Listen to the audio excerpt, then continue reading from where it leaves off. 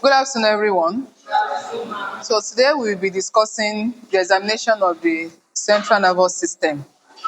So going by the introduction, the examination of central nervous system is very broad and it will be divided into the following groups: into examination of level of consciousness, orientation of the patient, higher cortical function, signs of meningeal irritation, cranial nerve examination, motor system examination, sensory examination, and gates. Number one, consciousness and mental state examination, one side. So that's number one. Level of consciousness and mental state examination. Then, number two, the signs of meningeal irritation. Number three, the cranial nerve examination. Number four, motor system examination. Number five, sensory examination. Number six, gates. Number seven, coordination. So today we'll be discussing consciousness and higher cortical function or higher mental states. So today we're also going to discuss how to elicit the signs of meningeal irritation, and we're also going to discuss the cranial nerves. So another time we'll be discussing motor system, sensory system, gates, and coordination. Like every exam goes, whenever you want to do any systemic examination, always tell your examiner that, sir or ma, I would like to do a quick general examination on my patients, because just doing a general physical examination on your patients, there could be some pointers to the systemic condition that that patient might have. For instance, now we have our simulator here with us, who is presenting with quote and unquote maybe a central nervous system condition. If you have a patient with that condition, just on general physical examination, you want to check if your patient is pale. For instance, a patient that has hemorrhagic stroke might be pale. We want to check if your patient is jaundice. A patient with hepatic encephalopathy might have jaundice. We want to check if a patient has finger clubbing. There's a condition that is called syringomelia, in which there is fluid cavity inside the spinal cord. Sometimes it can also present with finger clubbing. Also on anemia, a patient that has vitamin B12 deficiency, which can actually present as a form of a particular type of gait, can also be pale. Just from only general physical examination, you can actually see if your patient has some pointers to this particular condition. Now, let's move to the central nervous system examination as a whole. Like I said earlier, we'll be discussing consciousness, mental state examination, how to elicit signs of meningeal irritation, and we also discuss the 12 cranial nerves. For you to, the examination of the central nervous system, if you happen to be in the clinic or anywhere, starts from when your patient is walking into your consulting room. So that means you are looking at the patient, the way he or she is walking. Is this patient having wobbly gait? Does this patient have a deviation of the mouth to one side? Does this patient, is this patient hemiplegic? So just when the patient is coming in, you'll be able to just make your spot diagnosis. Now let's start with the level of consciousness. You want to even know if the patient you're even dealing with is even conscious enough. Now, these are the levels of consciousness that we have. Patient can be fully conscious, patient can be lethargic, patient can be drowsy, patient can be in stupor, patient can be in coma, and sometimes you can be dealing with a patient that is already gone. So those are the levels of consciousness that we have. Now, let's go to the assessments of mental, higher cortical function or higher mental function. But before we go to that, still talking about the level of consciousness of our patients, we use what is called the Glasgow Coma Score or Glasgow Coma Scale. The scale is what you are doing or the command you are giving to the patient, while the score is what you are giving to your patients. And I actually want to say this at this juncture, that when you get the Glasgow Coma Score of your patients, you shouldn't say 8 over 10, 8 over 15 or 9 over 15. Just say the Glasgow Coma Score of your patient is 9. Glasgow Coma Score of your patient is 12. So it doesn't have a fraction and it doesn't have a division. So just give it a number. The highest glaucoma score you can get is 15, while the lowest you can get is 3. We have eye opening, verbal response, and motor response. Eye opening, we have 4 parameters under eye opening, while under verbal response, we have 5 parameters under it, and while under motor response, we have 6 parameters under it. Addition of these 3 give us a maximum of 15 or a minimum of 3. So let me just quickly go through it. For the eye opening, if you call your patient or you are trying to elicit pain, a patient is not opening the eyes, that is 1. If a patient opens eyes to pain, that is 2. If a patient opens eyes to command, that is 3. And if a patient opens eyes spontaneously, that is 4. How you are going to know about it is that, let's assume this is a 70-year-old man that is lying down on the hospital bed, and you come around and you say, Baba, and he opens the eye, that is 3, because he can hear you and opens the eyes. Then when we go to the verbal response, if your patient does not make any, if the patient is not speaking at all, that is 1. If your patient um if your patients respond to is making incomprehensible sound, that is 2. If your patient is saying inappropriate word, that is 3. If your patient is saying confused word, that is 4. And if your patient is speaking normally, that is 5. So we have to differentiate 2 from 3. 2 is sound, while 3 is words. So just making sound is 2, and when the patient is trying to speak out some word, that is 3. Now, for motor response, if your patient is not moving, you try to elicit pain, you try to inflict pain, and the patient is not moving at all, that is 1. And if your patient can respond or have what is called flexion, you are trying to elicit pain maybe at the sternal region or on the hand or anywhere, and your patient flexes the body, that is 2. If there is if your patient extends the body, that is 2. If there is flexion, that is 3. If your patient is trying to withdraw from where that pain is coming from, that is 4. And if you are trying to do that and your patient is trying to locate where that stimuli or stimulus is coming from and can localize it, that is 5.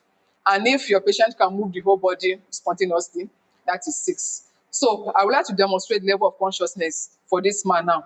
So let's assume you have a patient here, and I want to check his glaucoma score. This is a man that is fully conscious, like as we all know, but you can also come across some patient that are unconscious at all. So we try to localize where the pain is, okay? So let's assume this man is closing his eyes, and I try to inflict some pain. Please try to localize the pain. And he puts his hand here, or tries to move my hand away. For his motor response, that is 5. If he opens his eyes when I'm trying to inflict the pain, that is 2. Then if he's trying to say, what is wrong with you, or something like that, something, maybe a confused word, that is 4. So if you have 4 plus 2 plus 5, that's giving us a glaucoma score of what? That's 11. And this is how we are going to categorize it. Any glaucoma score that is less than 8, patient is unconscious, or patient has a severe condition.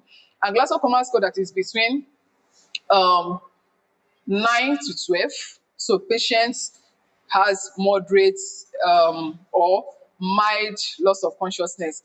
And glaucoma score from 12 to 15, so that is still fair, so to say, but from 14 and above, that is normal. Okay, so now let's go to mental states examination. So the acronym or the mnemonic is COSMIAGE. COSMIAGE. We have already discussed C, which is level of consciousness. Then we are going to be discussing orientation, then speech, memory, intellect, attention, and judgment. C is level of consciousness, O is orientation, S is speech, M is memory, I is intellect, A is attention, while J is judgment. So what that means is that whenever you come across a patient That this will be done provided that the patient is conscious enough to answer your question. If you have a patient that's already assessed the GCS and the GCS is less than 8, there is no need for you to bother yourself about mental state examination. Just move to the next one, which is um, sign of meningeal irritation.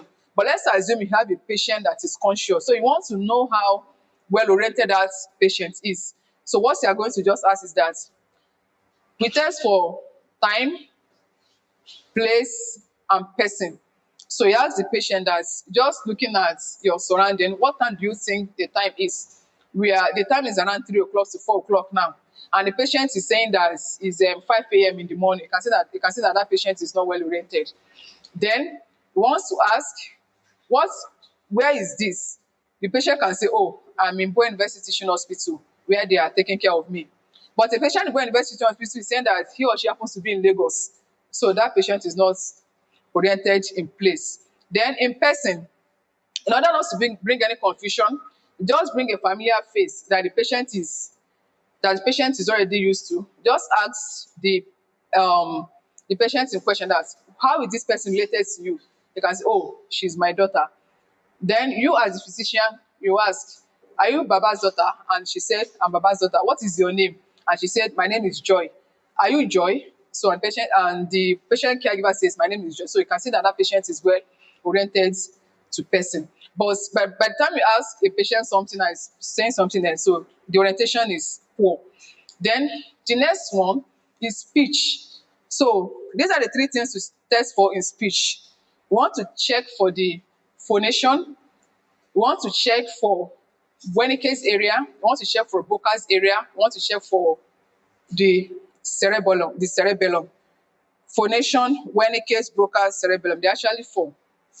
If there's a problem with the larynx or the vocal cord, patients will have what is called dysphonia. Patient will have what is called dysphonia. So maybe the patient can have maybe hoarseness of voice or inability to pronounce whatever he wants to pronounce. Now, there's another one that is called aphasia. That one is from the Broca's area, and aphasia can be receptive or expressive. Then we also have Wernicke's aphasia. Wernicke's aphasia means when you want to when you ask someone that where are you going, and the person is responding that um I'm bathing. So that means what you're asking the patient, what you're asking that fellow is different from what he's answering. So the patient, that fellow can speak, but what he's saying doesn't actually make sense. Then the next one is dysarthria.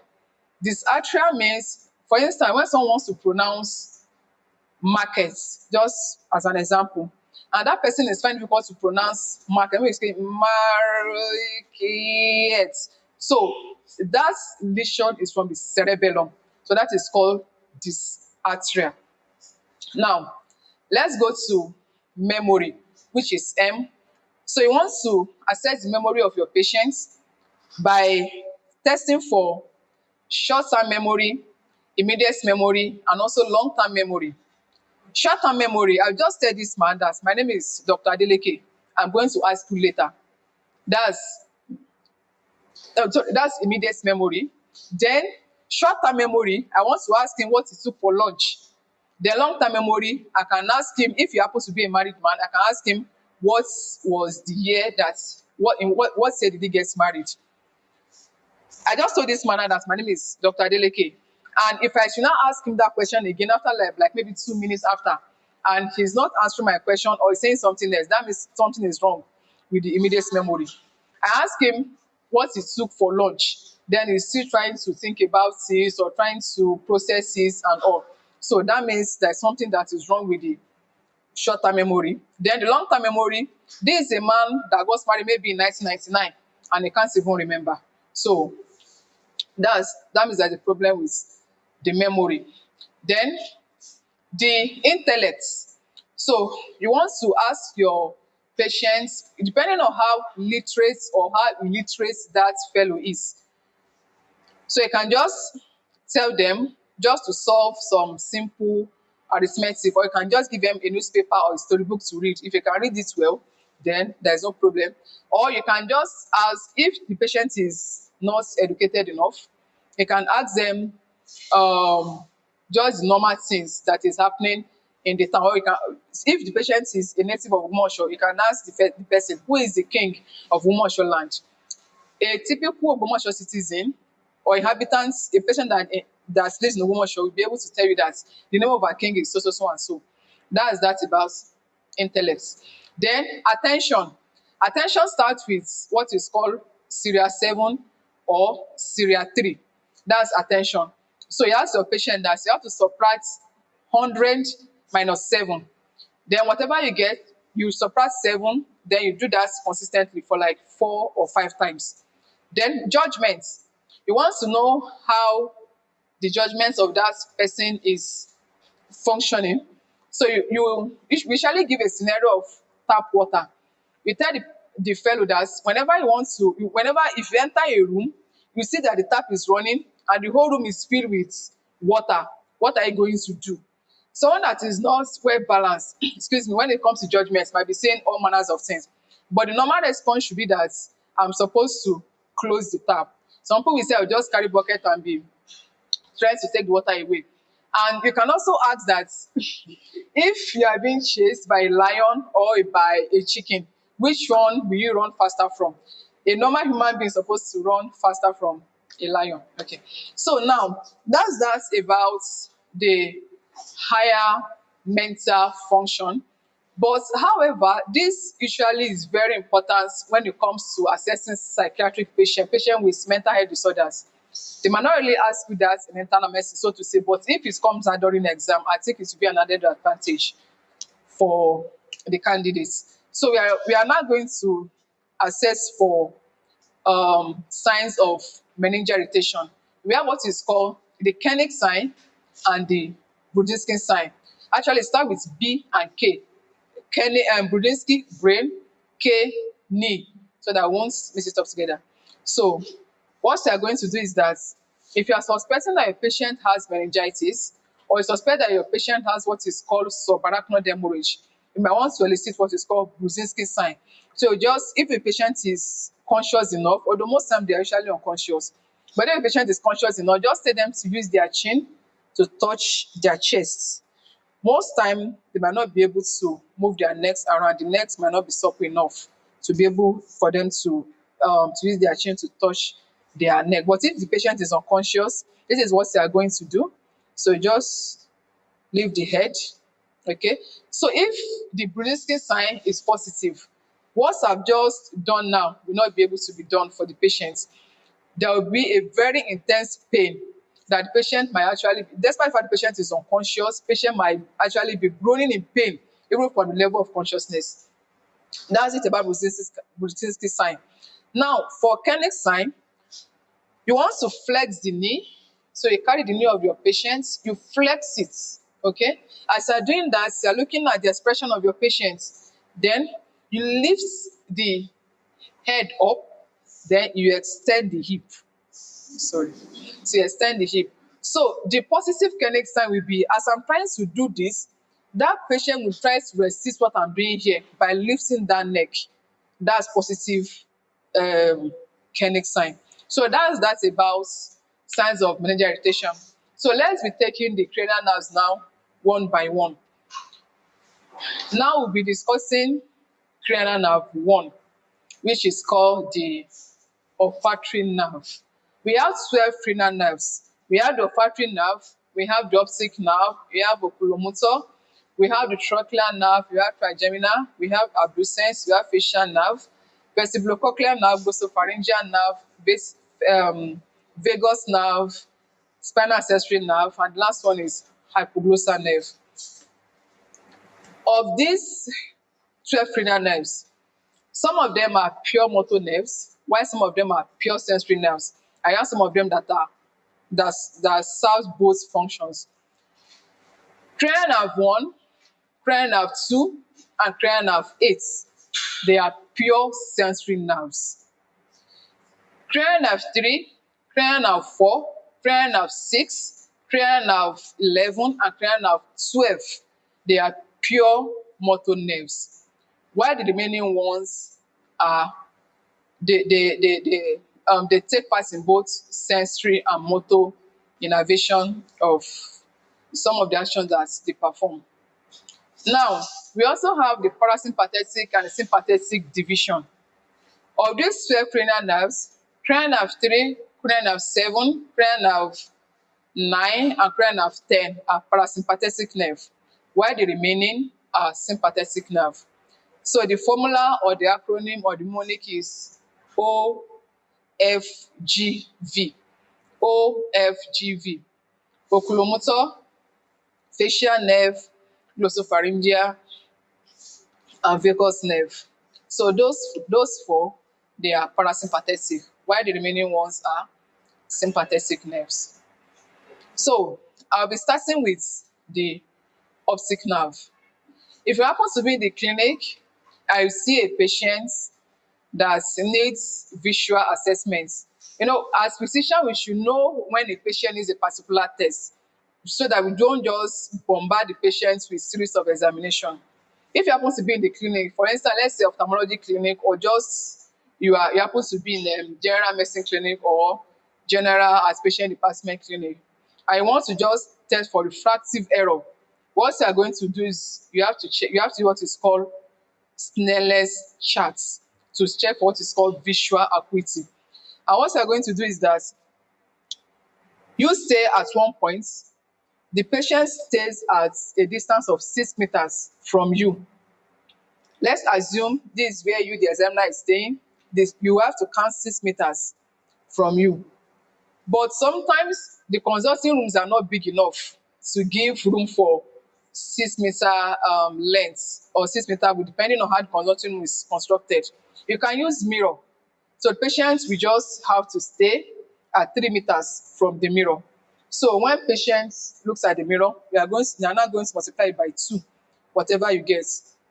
So that's Sneller's charts. We also have what is called E-charts for people that are not educated enough. So you just ask them that, sir, where is this E facing? They will tell you it's facing this way. Where is this E facing? You tell you it's facing this way. Where is this E facing? It's facing that way. And some that are not socially literate, so to say, that are really illiterate, you can bring us animals. At least a lot of them can recognize animals. Maybe a cow will be on top, followed by maybe a cat and a goat, depending on how that one is made. But if you happen to have a patient that comes to the A&E unconscious, it might not really be necessary for you to do visual acuity using Sneller's chart for a patient like that. What you are going to do for such a patient is we check for what is called pupillary reflex. Pupillary reflex. And he wants to check if both pupils are bilaterally reactive to light. That's number one. He wants to check if there is pupillary constriction. He wants to check if there is pinpoint pupil, or he wants to check if the pupil is fully dilated. Normal response, physiologically, both pupils are supposed to be reactive to light. Normal response, physiologically. If you have a condition whereby one pupil is reactive and the other one is dilated, that's in keeping with what is called anisocoria, which is in keeping with raised intracranial pressure. Maybe that fellow has space occupying lesion, or something is making the intracranial pressure to be raised, or patient is bleeding into the brain. So you should always be with your pen touch as a physician. And there's also what is called consensual pupillary reflex. Consensual pupillary reflex. Although this one is more of the function of oculomotor nerve. So it is from what is called the Edinger-Westphal nucleus of the cranial nerve 3. So that means that when I shine my light into this man's eye, this other one is supposed to constrict normally under physiological conditions. Now, for if you happen to be in the clinic again and you see a patient that maybe has a complaint that, oh, I'm not seeing this color very well, you can also go ahead and do what is called color blindness test by using what is called Ishihara charts. Ishihara charts. So it's a chart whereby they mix a lot of colors together inside a particular circle rather. So they can put green or yellow or red depending on the maker of that particular chart. Then there's also what is called near vision. Near vision is determined by what is called Jaggers charts. Jaggers charts. Jager's Jaggers charts. So still under cranial nerve 2. So now another thing we want to determine is that if your patient has pupillary constriction, that could be as a result of organophosphate poisoning. If a patient has organophosphate poisoning, and if there is excessive dilatation of the pupils, it could be as a result of using some sympathomimetics such as atropine or some other medication. So that's that for cranial nerve 2.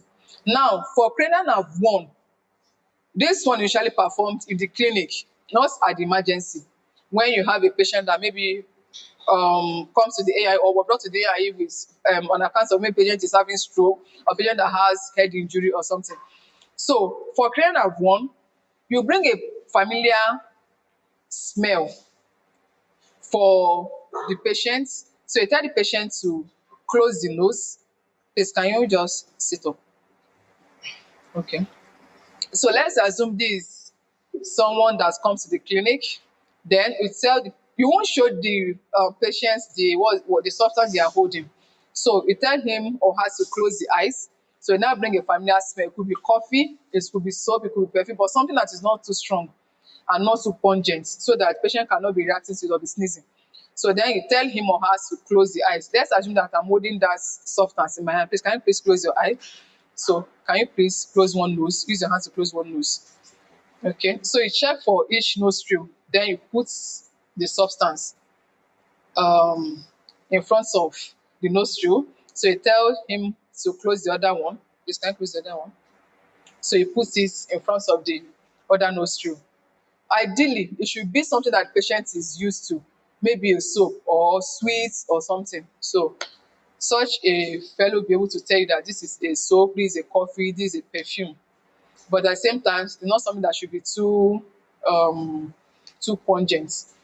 So cranial nerve 3, cranial nerve 4, and cranial nerve 6 are examined together. Depending on the examiners you might be meeting, some examiner will want to use what is called the H pattern, or some examiners will be using what is called the X pattern. So we are going to demonstrate both. Cranial nerve 3 supplies all the extraocular muscles except lateral rectus muscle and superior oblique muscle. So the remaining ones, inferior oblique, medial rectus, and so on and so forth, are supplied by the cranial nerve 3, which is oculomotor nerve. So what you are going to do is that, what you are going to do is that you stay in front of the patient and tell him to look at your hand or tell him to look at your finger. So without moving his head around. So if the patient is not cooperating, you can try to hold the head down to stabilize the head. So you do like this. Please don't move your head, okay? So you do like this. You come this way. Go like that. Yeah, come this way. Don't move your head. So you go like this again. You go that way. You go that way. All right. So that is the H method. H. So I've just gone in the H manner. Now I can do the X method. Can go like this. So you come down again. You go like this. You come down. Okay. So, but is more convenient to go through the H method. You'll be able to see the extraocular muscles being analyzed or well defined very well. So now cranial nerve 5, which is called the trigeminal nerve. It has both sensory and motor function. Sensory functions to the face and motor functions to the muscles of mastications. The sensory function to the ophthalmic nerve, maxillary nerve, and the mandibular nerves. We have V1, V2, and V3. While the motor functions to the modes of mastications, namely the masseter, temporalis, lateral pterygoid, and medial pterygoid. And how we are going to demonstrate the first set that I mentioned, that means the sensory aspects. The ophthalmic nerve is at the face of the patient. The patient doesn't necessarily have to close the eyes. What you want to demonstrate is if a patient who has what is called trigeminal neuralgia, which is also called tic dolorous. So something as simple as cosimu like this, for a patient that has trigeminal neuralgia, it will be so intense and the pain will be so agonizing that the patient might not even cooperate when you are doing the examination. But for normal examination findings, so you try to check. Then you ask the patient, can you feel anything? Obviously, can feel anything, can feel something. Then, like that, like that. So that's for mandibular. Maxillary. Then mandibular. So just by using cotton. Now, in order to demonstrate for the muscles of mastication, so you tell the patient to clench the teeth. So you tell them to clench the teeth. And please, we shouldn't make this mistake when we are trying to do cranial nerve examination. Show me your teeth is different from clench your teeth. In facial nerve examination, it is show me your teeth. In trigeminal examination, we still get there. In trigeminal examination is clench your teeth. When the patient clenches the teeth, we want to see if there's, can you please clench your teeth? So I'm supposed to feel where the masseter is here. So I can feel his masseter. I can feel it here. Then can you still clench your teeth? So I can feel his temporalis a little bit rigid here. So then you can also tell your patient to open the mouth against resistance. Normally, if there is a damage to the trigeminal nerve, he or she will not be able to open the mouth well, or just open the mouth anyhow. So the ability to open that mouth against resistance is lost if there is a damage to the motor function of the trigeminal nerve.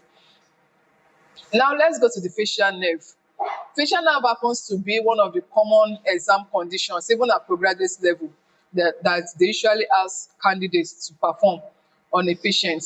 Reason being that in neurology clinic, you can have a patient with Bell palsy, and it's a responsibility as the physician that is seeing that patient to be able to determine if this patient has upper motor neuron lesion or lower motor neuron lesion. Just from facial nerve examination alone, you should be able to determine that.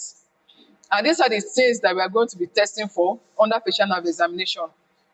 Ideally, facial nerve examination should be a whole video or a whole topic on its own, but by and large, we are still going to go ahead and perform that. So after seeking for consent, greeting your patient, creating a rapport, using hand sanitizer, so you want to stand in front of the patient. Inspection first. So you want to inspect, you want to see if there is any loss of lesionoidal folding, lesionoidal folds, if the face is drooling to one side, if the mouth is elevated to one side. So you want to check that just from inspection of your patient. Then you can also tell the patient to open the mouth.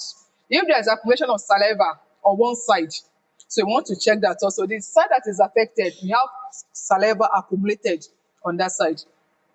So when you are done with inspecting the face of the patient, then use your hand. So you tell your patient what you want to do.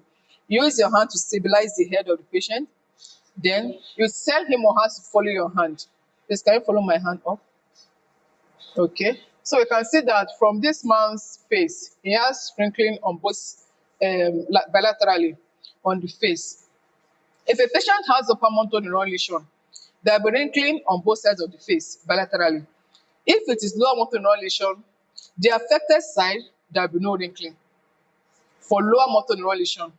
And that's where the phrase comes as, or the statement comes out as upper spares upper. So if it is upper motor neuron lesion, nothing will happen to the wrinkles on the face. That's number one. Then number two, you inform your patient that I want you to close your eyes, but don't let me open it. Can you please close your eyes? So make sure that I don't open it, okay? Or make it difficult for me to open. All right. So you can see the other one. So I want to check the other one. Okay. So assuming this is the side that is affected, even by the time you tell some patients to close their eyes, that place that is affected will not even close. Not to talk of trying to open it against gravity. So the side that is affected is either you open it easily or doesn't even close at all. That's number two.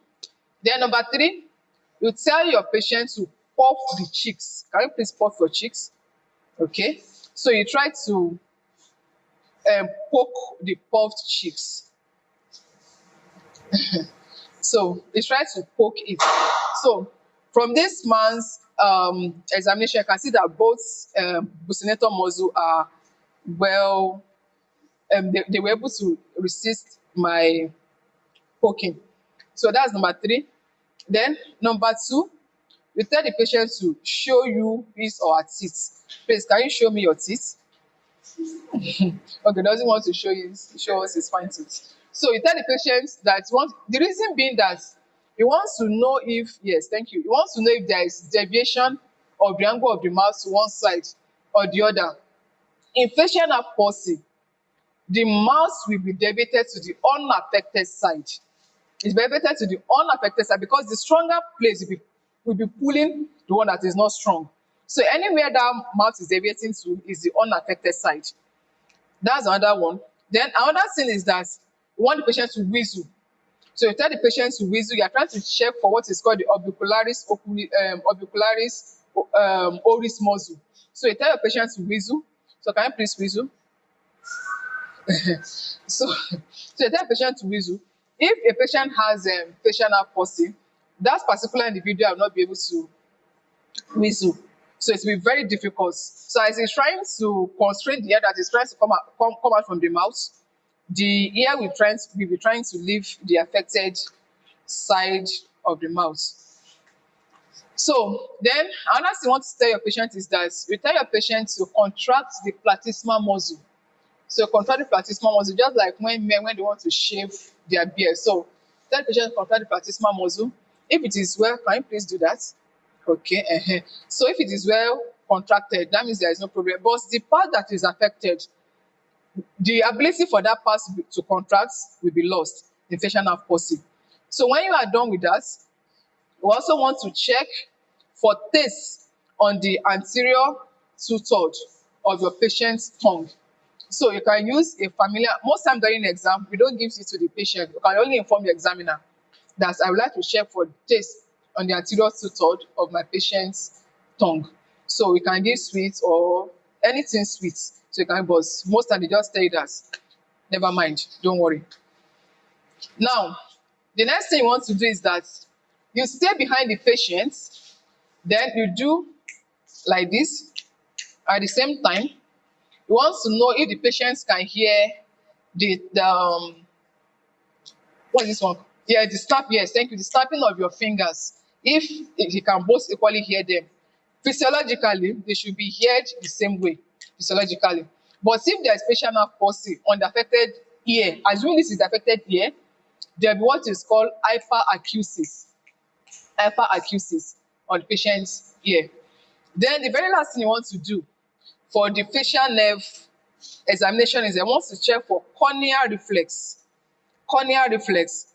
The efferent to the cornea is from the trigeminal nerve, while the afferent to the cornea is from the facial nerve.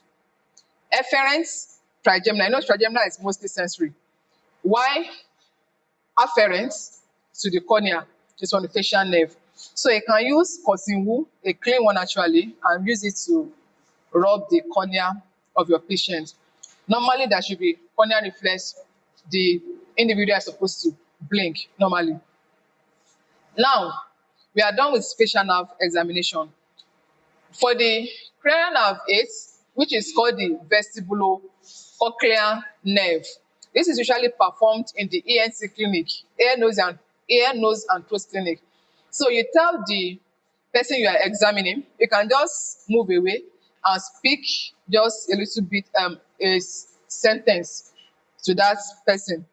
If there is no hearing impairment, that person is supposed to hear what you are saying. But if there is hearing impairment, the person might not really hear what you are saying. And there are two types of hearing impairments. We have conduction deafness and sensorineural deafness. Conduction deafness and sensory neural deafness. Conduction deafness happens when there is maybe foreign objects in the ear, wax impaction, maybe there is death or something that is just blocking the ear mechanically. It's from the external auditory meatus to where the middle ear is. Where the sensorineural deafness starts from the cochlea down to the that would be the medial geniculate body of the brain. From the cochlea down to the medial geniculate body of the brain. You should not also forget that the vestibulocochlear nerves performs two function: hearing, thank you, hearing, and also is also an organ of balancing also. So when you are done with checking for the ear, you check for balancing in your patient. So how are we going to determine if a patient has hearing impairment or not? So yes, this is good. You use what is called the tuning fork. The tuning fork for hearing impairment is 512 hertz. 512 hertz. And what you are going to do, some books say you hit it along your olecranon, or some say you can hit it on a hard surface. We have Weber test and we also have Rhine test. So we are going to start with Weber test. So if you hit this tuning fork on your olecranon, so you put it in between the patient's forehead. Can you see here it? Can you see here it? Okay. So you hit again.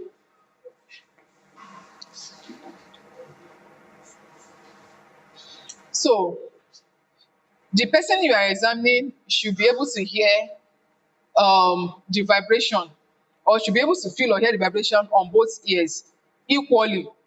One shouldn't be more than another. Now, for Rhine's test, you hit it on your olecranon again, then you put it at the mastoid process. So you hit again, you put it at the mastoid process. For Rhine's test, ideally physiologically, ear conduction is better than bone conduction. But in Rhine's test, if a patient has conduction deafness, it will be louder on the affected ear. So that means the bone conduction will be better than ear conduction. Now, in order to complete the examination for the vestibulocochlear nerve, you check for what is called nystagmus. Then you check for, you can also tell the patient to walk.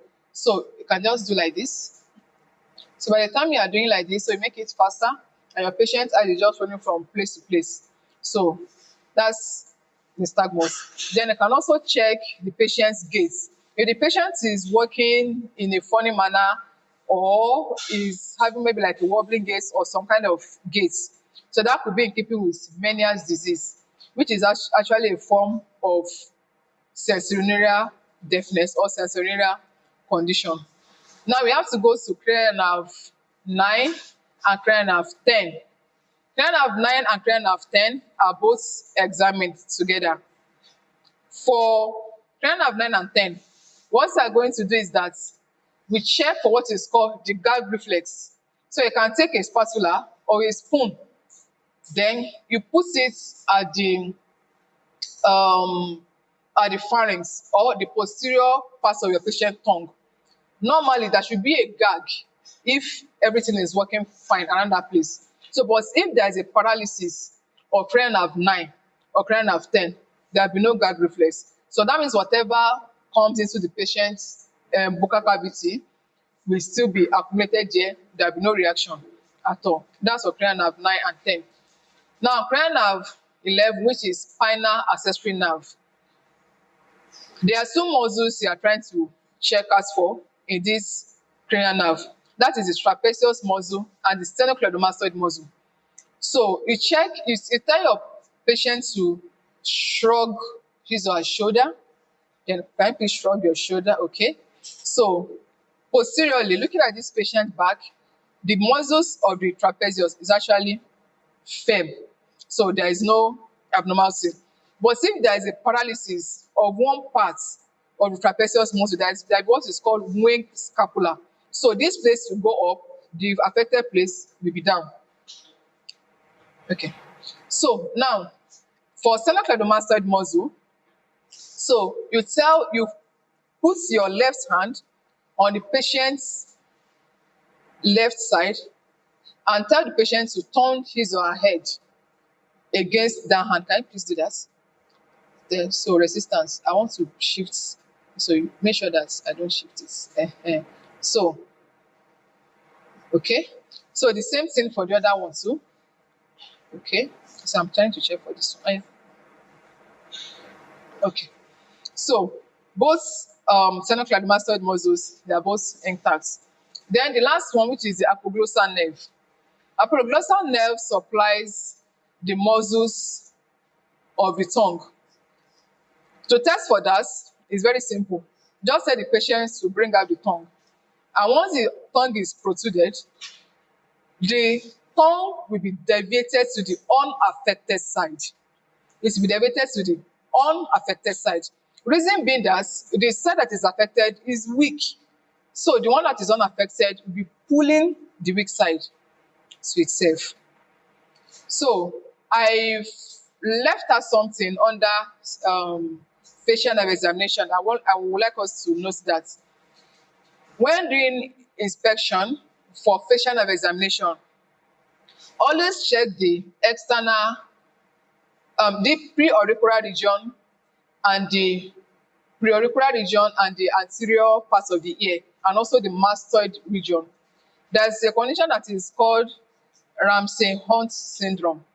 Ramsay-Hunt syndrome is one of the causes of cranial nerve deficit, seventh cranial nerve deficit, or seven cranial nerves palsy.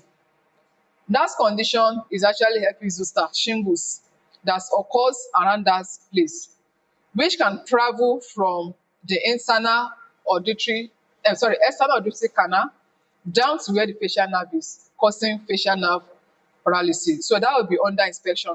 So that means when you're trying to report your inspection to your examiner, so try to look around, inform your examiner that there is no rash and no facial deviation, and so on and so forth.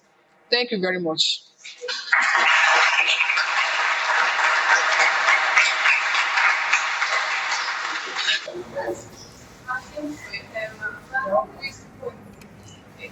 Okay. Oh, I would have actually loved to do that after everything.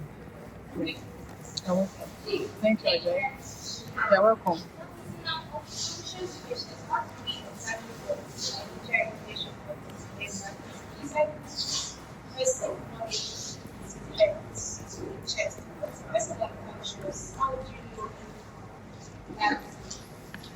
If no matter how unconscious a patient is, if that fellow or if that individual does not have meningitis or subarachnoid hemorrhage, when you move the neck around, the neck will be soft and supple.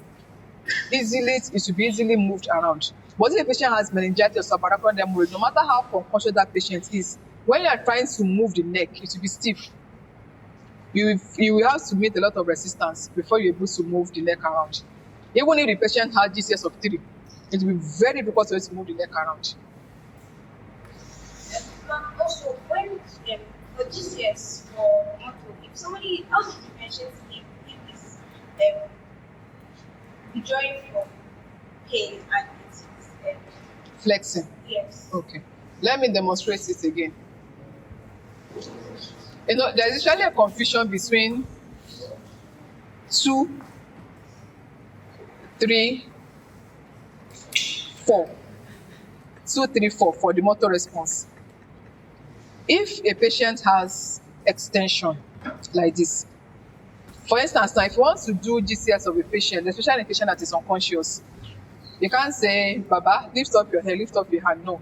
So what you are going to do is I just go straight to the patient and try to stimulate or try to elicit pain at the sternum. If the patient does like this, that is 2. If the patient does like this, that is 3. Let's assume that maybe the pain is coming from somewhere here or here. The patient is trying to move just the body alone from where the pain is coming from, trying to move the body around. That is 4. If the patient now grabs the hand of the examiner to say, or maybe the patient might not even speak, grabs the hand of the examiner, trying to look for where that pain is coming from, that is 5. Hope I've answered your question. So that's what you are supposed to check out when you go for your calls. So when you go for your calls, especially if you have patients that have stroke or CNS or HHS or whatever condition. Is that all?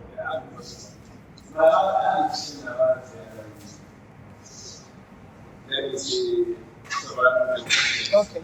And I Okay. do I consider that as continuous eye opening? Yes. At least when we were discussing the patient, he or she was responding to you. No, she was coma. She was in coma. Oh, wow. Thank you for that question. Oh. If you have a patient that is unconscious and the patient is staring at you, that's not 4. In fact, that is 1. Okay? The way the patient is opening the eyes is different from the way I'm opening my own eyes.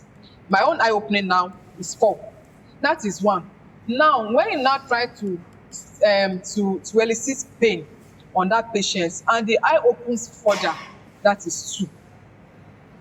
Do you get? That is 2. So you don't give that type of patient 4. Because sometimes you can say your patient is unconscious, you are not getting VCS of like 13, and you are wondering that, how come? So by the time you do the GCS of that patient, maybe it should just be around 8 or 9, so to say. I once had a patient that was, I wouldn't say unconscious, but she was in a very deranged state. Okay. She had to be restrained. Okay. So she was disciplined me, but we really could not determine, like it was difficult for us to determine what her GCS would be, because Okay. when you call her at the point she was born, but then she was just very Okay. deranged. So Okay. how can you approach At least she was moving her body. Yes, That is 6 for motor. That is 6 for motor. Then what she's saying will most likely be maybe confused word for verbal. So that is 4. Then for eye opening, well, you can just say maybe 2 or 3 for eye opening, because eye opening for 2 will be to pain. At least you're not inflicting pain. But that fellow is trying to maybe 3, so to say. Maybe 3.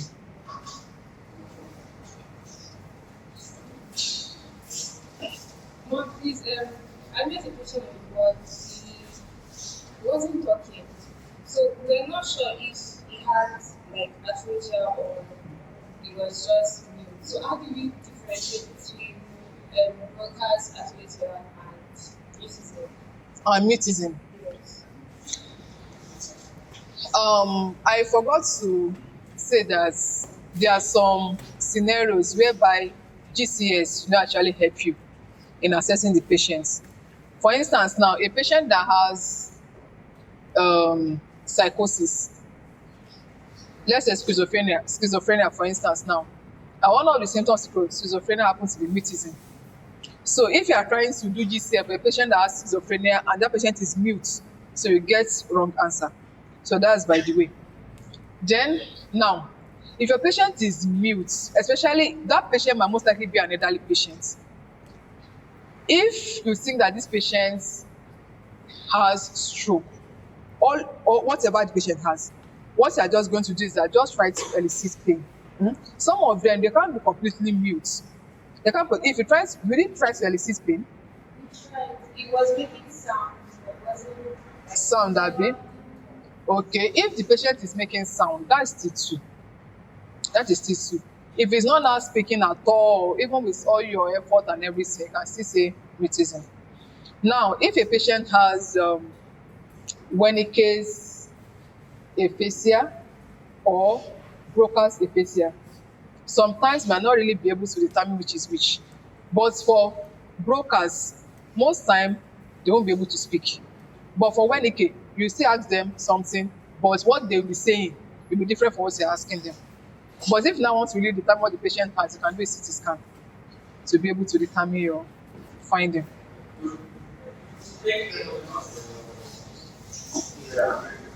You said appearance, or the corner appearance is controlled by criteria. Yes. So it is sure the corner appearance is then it has appearance. Okay. Let's say it is from the visual and the examiner to separate. For cataract. You from corner appearance. Okay. Okay. You see it there. As long as the patient is still alive, most time the corneal reflex is always positive. In fact, like I always say, one of the way you can certify that a patient is dead is if the corneal tap is negative. So it might not really be blinking as you want, but it will still be there. But if you now tap your patient after assessing that patient is fixed, the pupils are fixed and dilated, and you tap the cornea and you can't find anything, that patient is gone. Thank you. I'm sensing any question. I think we are pretty good. Please encourage your friends to come from this. You can always do this, but you don't get to ask questions. So come here and ask your questions. Then what's the video? So one more round of thank you very much. For examination of the tone, we have examination of the upper limb and the lower limb. The tone is controlled by the corticospinal tract and the extrapyramidal tract. Corticospinal tract and the extrapyramidal tract. The corticospinal tract lesion, patient will have what is called spastic movements, spastic muscle tone. And for extrapyramidal tract, patient will have what is called rigid muscle tone or muscle rigidity. For the one of corticospinal tract, it is called collapsed knife tone, while the one for the extrapyramidal tract is called cogwheel type of tone. And if a patient has hypertonia, it is present in a condition that is known as upper motor neuron lesion, while hypotonia is present in lower motor neuron lesion. Now, we'll be demonstrating how to check for a patient's tone. But before we go to that, under the as we all know that all the examination for anything you want to examine in medicine or in surgery, any medical practice you find yourself to be in, you are going to start by what is called inspection, palpation, and auscultation. In some other examination conditions, you might not palpate and might not auscultate. But in central nervous system examination, we have to inspect and we also have to palpate. Let's assume this is a 45-year-old man in May medical ward and we are told to examine the lower limb, because I just want to take it on how examination questions go. The examination question might come as examine the lower limb of this 45-year-old man with maybe TIA or whatever. So now we start with inspection. And one of the things you want to start on inspecting for these patients is that you want to look at the appearance. This is a man, you want to look at the appearance of the leg. You can see some hairy, the leg is hairy. We have some condition where it will be shining, where there will be no hair. We want to check if there is fasciculation. We want to check if there are some ulcers. We want to check if there is contracture. We want to check if there is hypertrophy. We want to check if there are bruises, abrasion. We want to check if atrophy, if there is muscle wasting. Anything you can find that is positive, just report it. Now, if you want to be sure of your patient's basal mark, that's the first thing you check under motor system examination, the bulk. If you want to be sure about your patient's muscle bulk, so you have to use your tape rule and you, excuse me, okay. So you use a particular reference point. So you can start from maybe where the patellar bone, the position of the patellar bone, then you measure. So you measure. So I'm using so up to 10 centimeter from the distal part of the patellar bone. So you locate that side, then you go around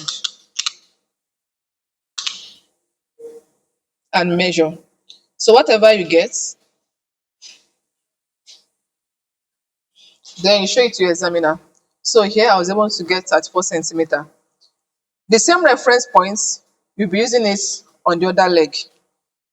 So you also start the distal part of the patellar bone, then 10 centimeter.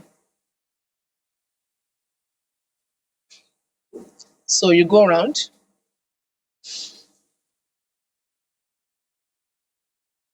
So whatever you get, you show your examiner. So I'm still getting 34.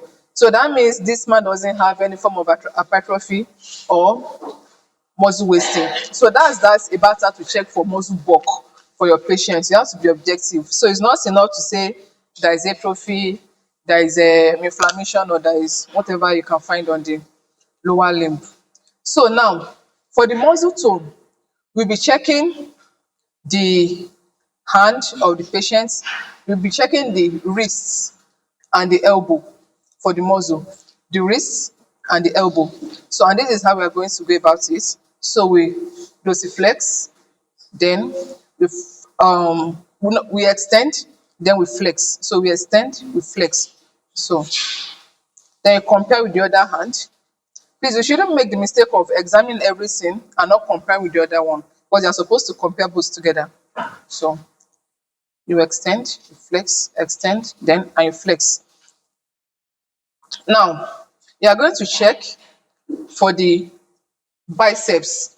So you put your hand there, you do like this. So there is contraction of the biceps muscle. Then you put your hand on the other one. Sorry, there is contraction of bicep muscle. So you check for the triceps at the back. Okay. So there is extension. Triceps is for extension, while biceps is for contraction. Is for flexion rather. So you extend. So during the course of this tutorial or lecture, so I will be discussing the nerve roots also. Then I will give you a mnemonic so that you are not going to forget. So that's that for the upper limb. Then for the lower limb, I want you to lie down. Is this table long enough? Okay. Can you sit up? Stand up. Because I have to stay on your right side. I have to stay there. So if your patient is not well positioned, especially during an exam, you might be missing someone that doesn't even know about clinical practice at all. So it's your own responsibility as the physician assisting the patient to tell the patient to change to a place that will be comfortable for you as the examiner so that you'll be able to stand on the right side of that patient. Then for the zone lower limb, so we're going to check for the ankle and the knees. The ankle and the knees. So do like this, do like this. Then compare to the other side. Then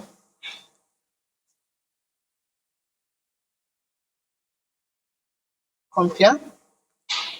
So that's second way or second method on how you can go about it. Then the third one is that you roll. You roll the patient's leg. You roll the patient's leg. And the fourth method is that you lift the patient leg and drop. You lift it and drop. Then lift and drop. Lift and drop. So that's that about the tones. Now, for the power, we all know how to categorize power. We have from grade 0 to grade 5. Grade 0 means there is no power at all. You come to your patient, the patient has stroke or whatever, then you pinch the patient, you try to stimulate the muscle of the patient, and patient is not even moving at all, moving the legs or moving the hands. So that is 0. And if patient can just wriggle the toes or wriggle the fingers, so that's grade 1. And if your patient can move the leg just above where the bed is, that is 2. If your patient can eliminate gravity, that is 3. If the patient can move the leg against resistance, that is 4.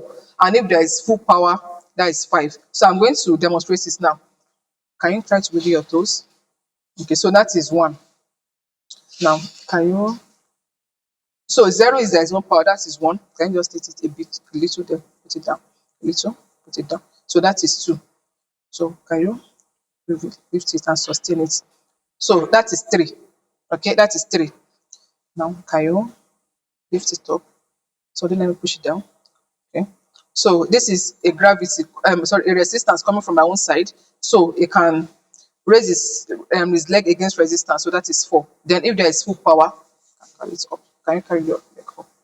Okay. So that is 5. All right. Then that is just general power for the lower limb. Then we are going to examine each muscle groups. So for the muscle groups, so for the upper limb now, for the biceps, so I'm going to apply a resistance to this side. Then for the triceps too, I'm going to apply resistance to this side. When I want to use my hand to push your hand, so make sure you resist it. Can you? Okay. So the power here is very strong. So on this place too, then don't let me push it good. So let me push it good. So then on this side too, don't let me push it good. So don't let me push it good. Yeah, good. Okay.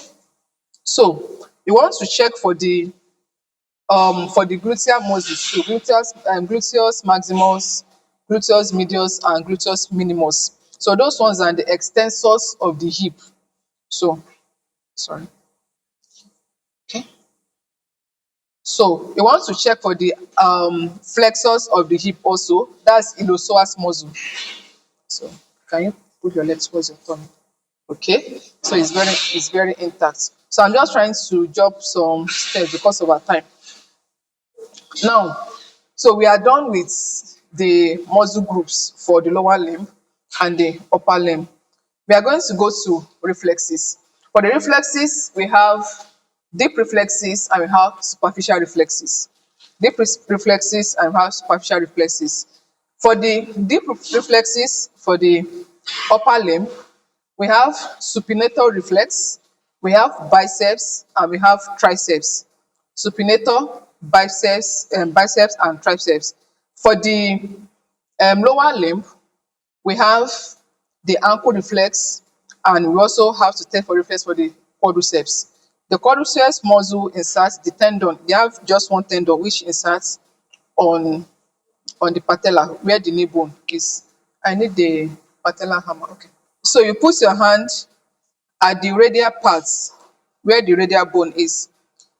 Then you you strike, then you watch for the movement of the muscle. There is no abnormal movement from what I'm doing here.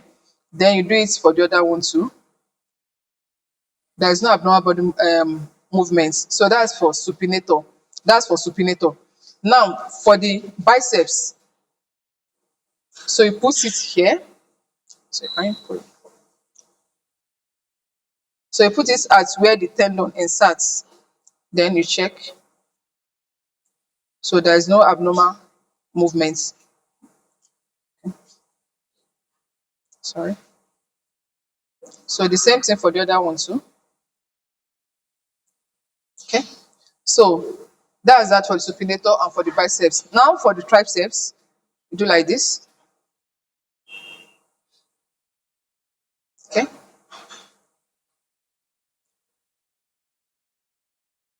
All right. So now for the lower limb, you tell your patient to cross his leg. And the reason is actually because so that it will be easy for you when you want to tap the patient's Achilles tendon. Can you please? No, across. Flex this, please. Flex this, the knee, flex the knee.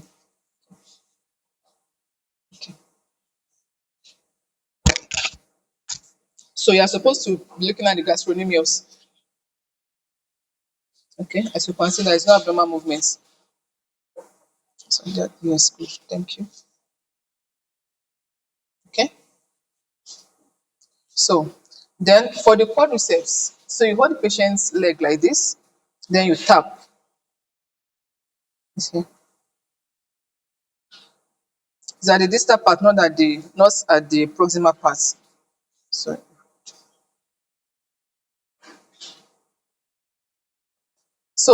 that's it about the deep reflexes. Then we have the superficial reflexes. We have three. The number one is abdominal reflex, and number two is cremasteric reflex, and number three is the plantar reflex, which is also called Babinski reflex. So I'll be demonstrating two of these, but I will explain how the one that we are not going to be demonstrating can be done or will be done. So with the abdominal reflex, the patient will lie down. Sorry, can you please just a bit, just a little. Okay. It doesn't want to open his this. So the the abdominal reflex. So you stroke from outside to inside. So outside to inside, outside to inside, outside to inside. So if there is abnormal movement or abnormal jacking movement, that is in keeping with upper motor neuron lesion. All right. So for the cremasteric reflex, you stroke the inside of the thigh of the patient, then you look for cremasteric muscle contraction. So if there's contraction, is in keeping with cremasteric reflex. So we'll not be demonstrating that. Now, for the plantar reflex, which is also called Babinski reflex, you go from the medial side of the patient's leg, from medial side of the patient leg, then you go laterally. Okay?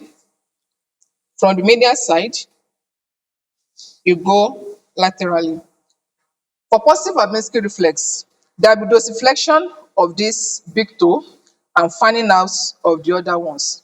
So you do it for the second one too. So it's in keeping with upper motor neuron lesion. So you go from the middle aspect of the leg, of the plantar surface of the leg of the patient, then okay. So Babinski reflex is not positive for the patient. So now for the nerve roots of the reflexes, we have L1, L2, L3, L4, C4, C5, C6, C7, C8. L1, L2, sorry, S1, S2, sorry, S1, S2, S1, S2 is the one that is the starting one. S1, S2, L3, L4, C5, C6, C7, C8. For the one that was demonstrated on the ankle, that is S1 and S2. That is where the nerve root is. For the ones on the knees, for the quadriceps, that is L3 and L4. For the biceps muscles, both, that is C5 and C6. While for the triceps, that is C7 and C8. So we can see that sequence. So starting from number 1 and 2, 3 and 4, 5 and 6, then 7 and 8. So by that, if you do it that way, you won't forget. Now we are going to, after we move to this, before we move to the sensory examination of the patients, so we are going to test what is called pronator drift. Actually, it's supposed to come under power. For instance, now if you have a patient that maybe has TIA, I don't see, want to be sure if a patient has a full-blown stroke, you do what is called pronator drifts. So what you just have to do is that you tell the patient to stretch the hand forward, and that individual will have to close the eyes. You've checked for all the muscle groups, everything is fine. The muscle power is 5 all over, but we are still thinking that could this patient be having stroke? So you just tell the patient to stretch the hand forward and tell him or her to close the eyes. So we demonstrate that in our simulator now. Please, can you then close your eyes? So let's assume that this is the hand that is weak. So we notice that this place will be moving towards the middle parts of the body. So if there is pronital drift in a patient, so it's in keeping it with extrapyramidal lesion or stroke. Now we are going to test for coordination in the patient. Two in the upper limb, one in the lower limb. The first one we are going to do is what is called nose to finger test. Nose to finger test. The simulator will be touching the nose while the examiner will hold the finger just in front of the patient. So we'll be touching your nose. Okay. So make it fast. To make it fast. So in some situation like cerebellar lesion, so there'll be pass pointing. So that you pass points, you can see that there is coherence in what she's doing. So the second one we are going to be discussing is what is called, in order to rule out what is called dysdiadochokinesia. Dysdiadochokinesia is also present when there is cerebellar lesion. So you tell the patient to do like this, pronate and supinate, pronate and supinate. Then you tell them to do it very fast. Can you please do that? Okay. All right. So we can see that it is well coordinated. For a patient that has cerebellar lesion, and the patient is doing like this, you just see something like this or continuous like that. So that's about coordination for the upper limb. Now for the lower limb, so we do what is called heel to knee test or heel to shin test. Heel to knee or heel to shin. So please can you use this? So the patient will use the ankle parts, the ankle to rub the shin. The shin is the tibial bone of the other leg, just in a straightforward manner in what he's going to demonstrate now. Okay. All right. So the other one too. Okay. So if you have a patient with cerebellar lesion, there will be haphazard movements of what he just did now. So let's go to sensory system examination. Sensory system examination just deals with dermatomes mainly. So it's very simple to just elicit. So what you are going to be looking at under sensory system examination: pain, temperature, joint position sense, proprioception, and vibration. Pain, temperature, joint position sense, proprioception, and vibration. For the sensory system examination, it is controlled by the lateral spinothalamic pathway and the dorsal column. The pain and temperature, they are both controlled by the lateral spinothalamic pathway, while the other ones are controlled by the dorsal column or posterior column. So we are going to use a sterile needle. If you can't find a sterile needle, you can just use a patellar hammer to be able to check if there is any loss of sensation in the patient. So I'll just quickly try to run through the dermatomes.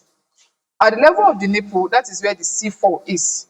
So just manipulate your way around from the C4, C3, C2, C4, C4, C3, C2, C1, and the like. So the upper ones, they are the cervical from C1 to C6. And the frontal part of the head is the sensory parts or sensory division of the trigeminal nerve, where we have the V1, V2, and V3. So for the lower limb, when you put your hand in your pocket, that is where the L1 is. So L1, L2, L3, L4, and legs. And the way we normally say it is that we sit with our S3 while we stand with our S1.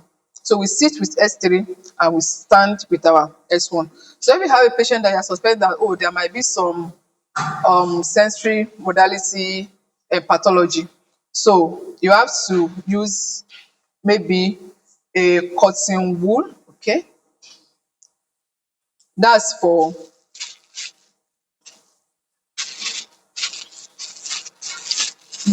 touch. So you want to light touch actually.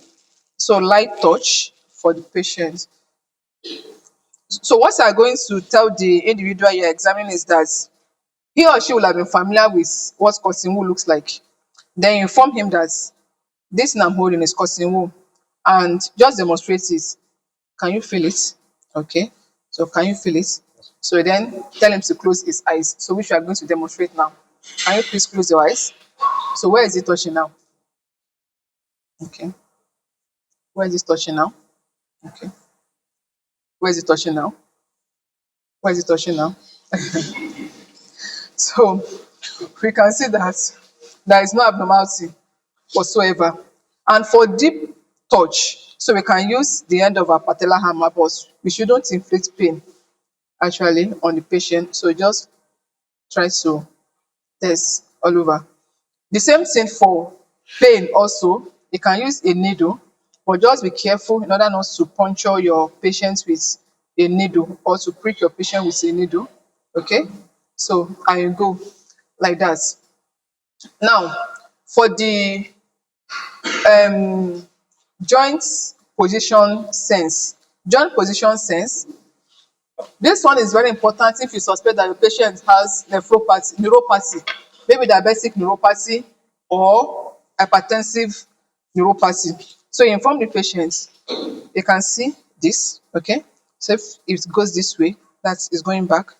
If it goes this way, it's standing at the middle, and like this, is facing the front. So the same thing here, okay? So the same thing here. So you are going to tell us which direction your toe is facing now. So you need to close your eyes. So tell the patient to close the eyes. Don't cover your face, just close your eyes. Okay, so he has closed his eye already. So which position now? Straight. Straight. Okay, okay, Down. okay. So the same thing for the, so let's just pick a random finger here, random toe here. Come, Down. okay, Straight. okay. So that's joint position sense. Then we are going to use a tuning fork if it is available, but in the absence of it, okay. So the one we used the last time was 512, but for vibration sense is 128 hertz. 128. For cranial nerve examination, cranial nerve 8 is 512. Please don't mix it up. For for vibration sense is 128. So you strike it. You first demonstrate how it's going to feel to the patient. You strike it, then put it at the bone prominence so patient can feel it. Can you feel it? Okay. So, so you can feel it. So can you please close your eyes? Can you feel it? Okay. Yes. You can feel it. Wait. Okay. All right. So then another thing you want to do for sensory examination is what is called 2-point discrimination. 2-point discrimination. So ideally what you are supposed to use is maybe toothpick. Toothpick. So because it's cleaner than if you are using a broom. Let's assume this is our two toothpicks we are using. So you put it close to each other and you ask the patient that how many things am I using to touch you? Some of them will say just one, some of them will say just some of them will say one or two. So can you feel it? Yes. Okay, can you close your eyes?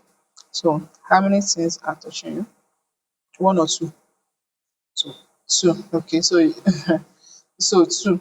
But ideally we are supposed to have used a toothpick or so in an exam setting, if you can't find anything, you can use just inform your examiner that sir or ma, I would like to use two toothpicks or two sterile, just use two toothpicks. So even if you are not performing, but for the fact that you are saying it, so your examiner is going to score you.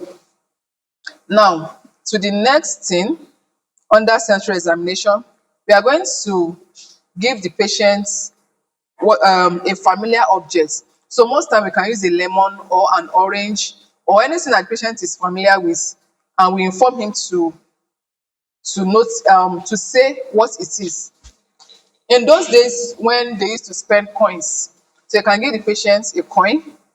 The way one naira coin feels like different from the way 50 kobo coin feels like. So you give a patient. So let's assume this is our, let's say lemon or whatever. So you give your patient. Can you please close your eyes? So close it. So what is that? Lemon.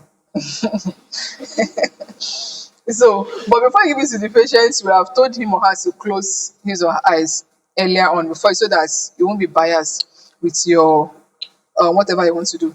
Then another thing you want to do is that you write an imaginary letter or word in the patient's palm, and you ask him what you've written. So this is an educated man, and I'm going to write just a random figure, a random number on the palm. Can you please close your eyes? Okay, so you tell me what I want to write on your hand. Okay, it's good. So I will check the other hand too. Close your eyes, please. So what have I written?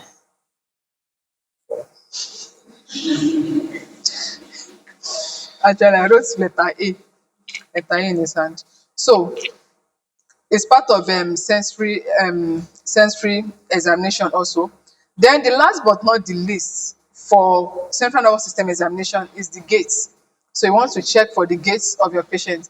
If you remember the last time I was discussing this, the moment your patient is walking in into your consulting room, you have already made your assessments from when the patient is coming in. So I'm just going to demonstrate two type of gaits for the purpose of this tutorial.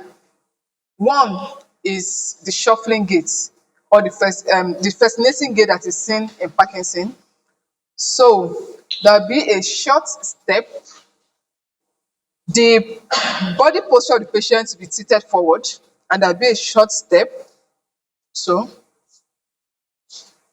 so that's fascinating gait, which is present in Parkinson. Now, circumduction type of gait is seen in patients with condition like a stroke patient, stroke survivors. So one hand will be this way, then the other hand will be by the back. One leg will stand, then the other one will be dragged along while they are walking.